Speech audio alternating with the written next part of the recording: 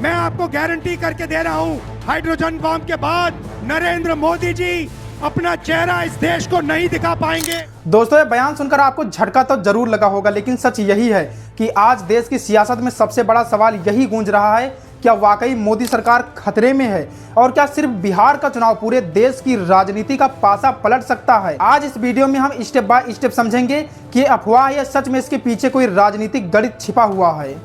बिहार में विधानसभा चुनाव की तैयारियां जोरों पर हैं। चुनाव आयोग ने तारीखों का ऐलान कर दिया है, टीमें मैदान में उतर चुकी हैं और नीति रणनीति बन रही है। पर असली हलचल दिल्ली में है, क्योंकि सत्ता का समीकरण अब सिर्फ बिहार तक सीमित नहीं रहा, बल्कि उसका सीधा असर देश के प्रधानमंत्री की कुर्सी तक पहुंच सकता है। कैसे एक राज्य का चुनाव केंद्र को हिला सकता है, अब आप सोच रहे होंगे, भला बिहार जैसे राज्य का चुनाव केंद्र की सरकार को कैसे गिरा सकता है। तो जान लीजिए, इतिहास गवाह है कि भारत में गठबंधन की राजनीति कभी स्थिर नहीं रही। आपको याद होगा कि 1977 में इमरजेंसी के बाद इंदिरा गांधी की सरकार जो अजेय मानी जाती थी, वो भी धराशायी हो गई। 1999 में अटल बिहारी वाजपेयी की सरकार सिर्फ एक वोट से गिर गई, जब जयललिता ने एनडीए से समर्थन वापस ले लिया था। यानी भारतीय राजनीति में असंभव जैसा कोई शब्द ही नहीं। अब आते हैं आज की तस्वीर पर। 2024 के लोकसभा चुनाव में बीजेपी ने 240 सीटों का बहुमत प्राप्त किया था। कांग्रेस सिर्फ 99 सीटों पर सिमट गई थी। भाजपा को सरकार बनाने के लिए चाहिए 272 सीटें, लेकिन बीजेपी को इस बार अकेले बहुमत नहीं मिला। फिर शुरू हुआ गठबंधन का महाखेल। नीतीश कुमार की जेडीयू 12 सीटें, चंद्रबाबू नायडू की टीडीपी 16 सीटें, चिराग पासवान की एलजेपी 5 सीटें, इन सबके साथ मिलकर एनडीए का आंकड़ा पहुंचा 293 पर और मोदी तीसरी बार प्रधानमंत्री बने।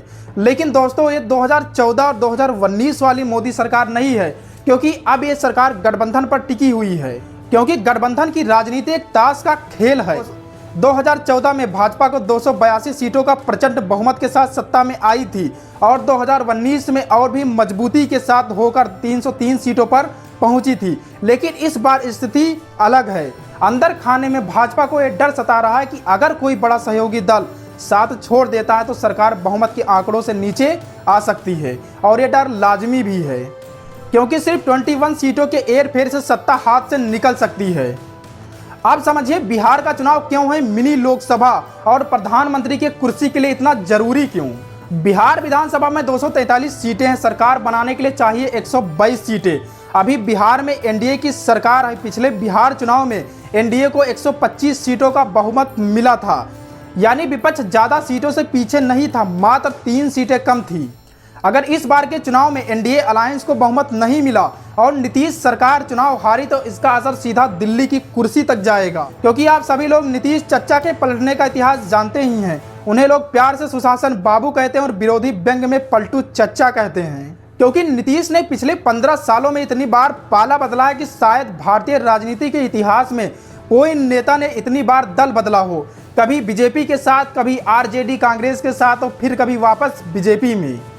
और अगर इस बार महागठबंधन यानी राहुल गांधी के इंडिया अलायंस को बिहार में बढ़त मिलती है, तो नीतीश फिर पलटी मारकर राहुल के इंडिया अलायंस में शामिल हो सकते हैं, क्योंकि नीतीश कुमार वो खिलाड़ी हैं जो सिर्फ सत्ता पक्ष से बैटिंग करना पसंद करते हैं। और अगर ऐसा हुआ तो इसका सीधा असर प्रधानमंत्री के कुर्सी तक जाएगा, क्योंकि लोकसभा में नीतीश कुमार के पास 12 सीटें हैं। और अगर सच में ऐसा हुआ तो क्या होगा, जरा गणित देखिए।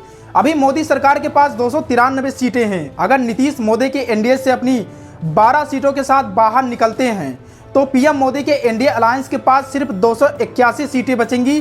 फिर भी मोदी सरकार गिरेगी नहीं, क्योंकि प्रधानमंत्री बने रहने के लिए 272 सीटों का आंकड़ा होना चाहिए, जो नीतीश के निकलने के बाद भी मोदी के पास रहेगा। यानी ज्यादा फर्क नहीं पड़ेगा, लेकिन पड़ेगा क्यों? क्योंकि अगर उसके बाद विपक्ष चंद्रबाबू नायडू को प्रधानमंत्री पद का ऑफर या लालच देकर राहुल गांधी के एनडीए अलायंस में शामिल करने में कामयाब रहा, तो आंकड़ा गिरकर 265 पर आ जाएगा, क्योंकि चंद्रबाबू नायडू के पास 16 लोकसभा सीटें हैं। और याद रखिए, 272 का आंकड़ा नहीं पार हुआ तो सरकार गिर जाएगी।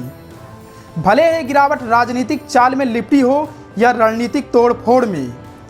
अब आते हैं राहुल गांधी के सक्रिय रणनीतिक खेल पर।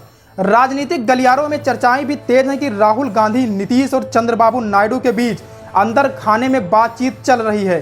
कहा जा रहा है कि राहुल उन्हें प्रधानमंत्री पद का ऑफर दे सकते हैं, क्योंकि अगला प्रधानमंत्री का चुनाव 2029 में होगा और विपक्ष 2029 से पहले मोदी सरकार को तोड़ फोड़ के जरिए गिराने की कोशिश कर रहा है। राजनीति का एक नियम है कि कोई भी बातें खुलकर कभी नहीं होती हैं। अब हम समझेंगे क्या सच में विपक्ष सरकार गिराने का प्लान कर रहा है या सिर्फ यह अफवाह है। कई विशेषज्ञ मानते हैं कि ये सब पॉलिटिकल साइकोलॉजी है, यानी राजनीतिक दबाव बनाने के लिए अफवाहें फैलाई जा रही हैं। बीजेपी चाहेगी कि विपक्ष बिखरा दिखे और विपक्ष चाहेगा कि सरकार कमजोर दिखे। पर बिहार की वोटिंग जिस दिन होगी, देश का बाजार, मीडिया और संसद सबकी निगाहें वही होंगी। अब बात कर लेते हैं कि भारतीय राजनीति में सरकार गिरने और गिराने का इतिहास क्या फिर एक बार सरकार गिरने और गिराने का इतिहास दोहराएगा या नया रिकॉर्ड बनेगा। राजनीति में सब कुछ संभव है और इतिहास ने यह बार बार साबित किया है। 1977 में इंदिरा गांधी की सरकार गिरी, 1999 में वाजपेयी सरकार गिरी, फिर दोनों दलों ने दो बार सत्ता में वापसी की। इसलिए बिहार चुनाव सिर्फ एक राज्य का चुनाव नहीं है, बल्कि 2029 की दिशा तय करेगा। अब आते हैं फाइनल सवाल पर, क्या सच में मोदी सरकार खतरे में है? क्या नीतीश कुमार किंग मेकर बनेंगे?